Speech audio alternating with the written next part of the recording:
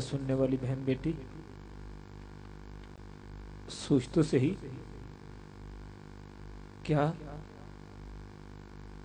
جوانی تجھے اسی لیے دی تھی کہ تو گناہوں کی دلدل میں گزار دے؟ میرے کریم آقا علیہ السلام نے ارشاد میں کل قیامت والے دن پوچھ ہوگی کہ بتا کتنا تجھے علم تھا اور کتنا عمل کیا کرتا تھا، کہاں سے کماتا تھا اور کہاں پر خرچ کرتا تھا۔ اگلی بات جو ہے نا وہ یہ ہے کہ بتا تجھے جوانی دی تھی تو نے کہاں گزاری؟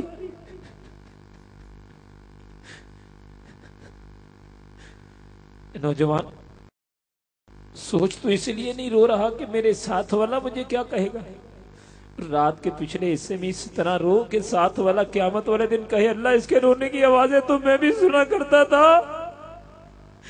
مالک اس کے رونے کی آواز تو میں بھی سنا کرتا تھا۔ اللہ رب العالمین کے فرشتے کہیں اللہ اور یہ جو جگہ جس جگہ تو بیٹھا ہے یہ گریفن گراؤنڈ اس بات کی گواہی دے اللہ تیرے عزت و جلال کی قسم ہے اس کے رونے کی آوازیں تو میں بھی سنا کرتی تھی۔ آج سوچ تجھے اس لیے اپنے رب کی بارگاہ میں رونا نہیں آتا کہ تو شرماتا ہے کہ میرے ساتھ والا کیا کہے گا؟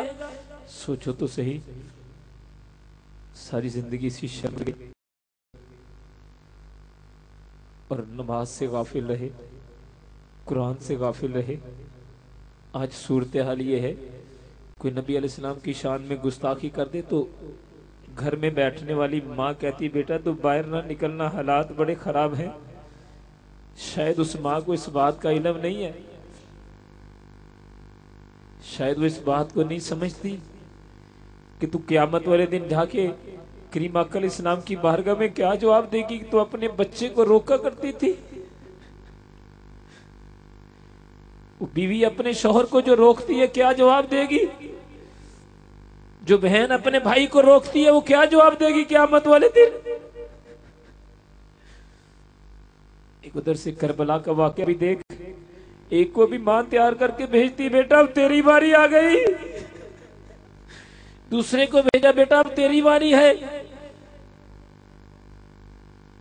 چھوٹے بچوں کو بھی تیار کر کے بھیجا بیٹا اب تمہاری باری ہے۔ آؤ ذرا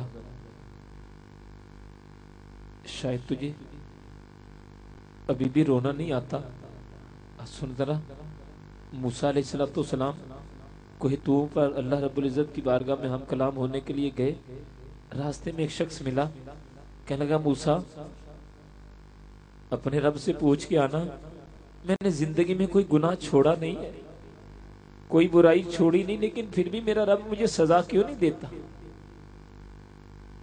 پوچھ کے تو آنا، مجھے ساری سہولتیں ہیں، سواریاں میرے پاس، اچھا گھر میرے پاس، خوراک وسیع میرے پاس، اولاد میرے پاس، بیوی بچے میرے سلامت، جسم میرا سلامت، تو مجھے سزا کیوں نہیں دیتا؟ میں نے تو کوئی گناہ بھی زندگی چھوڑا۔ موسیٰ علیہ السلام اللہ رب العزت کی بارگاہ میں حاضر ہوتے ہیں اور عرض کرتے ہیں اللہ فلاں بن فلاں بندے نے اس سوال کیا تھا، اللہ پاک فرمایا کہ موسیٰ اس سے کہہ دینا اس کو میں نے سزا ضرور دی ہے، اس کو سزا کا شعور نہیں ہے۔ عرض کی باری تعالیٰ کیا سزا دی ہے؟ غور سے سن میرے نوجوان ساتھی، پردے میں رہ کے سننے والی بہن بیٹی غور سے سن، اللہ رب العالمین نے فرمایا کہ موسیٰ اسے کہہ دینا اسے میں نے سزا ضرور دی ہے، اسے میں نے سزا یہ دی ہے کہ اس کی آنکھوں سے آنسوؤں کو چھین لیا ہے، وہ میری بارگاہ میں رونا بھی چاہتا ہے تو اسے رونا نہیں آتا۔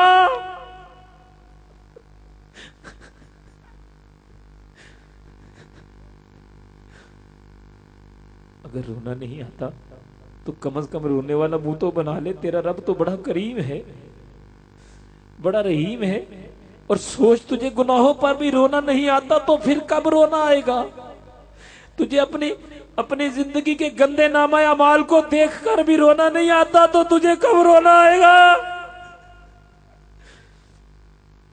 اس سے پوچھ کے دیکھ جو ویل چیئر کا سہارا لے کے اس اجتماع گاہ میں پہنچا ہے، ایک نوجوان جس کی کوئی 25 سال کے قریب عمر ہے تو ویل چیئر پر آ رہا تھا، ہمارے اسکاؤٹ جو ہیں اس کو لے کے آ رہے تھے، تو میں ویسے اس کے پاس امامہ شریف اتار کے دوسری کیپ میں نے پہنی تھی تو میں نے اس کے پاس جا کے پوچھا، میں کہ بھائی تجھے کیا ہوا؟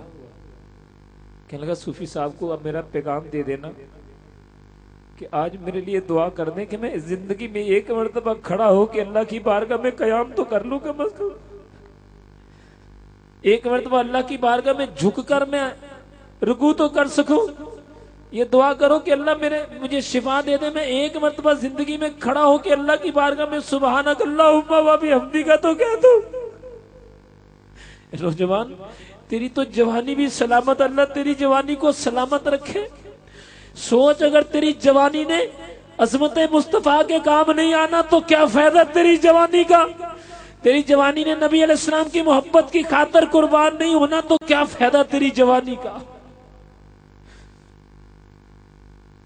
ذرا سوچ،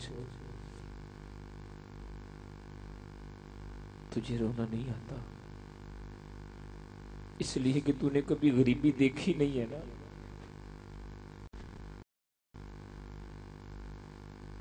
ماں باپ بھوکے رہ لیتے ہیں، لیکن جب بچے کھانا مانگتے ہیں نا تو ماں کے پاس کھانا نہیں ہوتا۔ وہ جو لمحہ ہوتا ہے نا وہ ماں باپ سے برداشت نہیں ہوتا۔ اب ذرا اللہ کے ذکر کو بلند آواز سے کرو، کوئی پوچھ رہے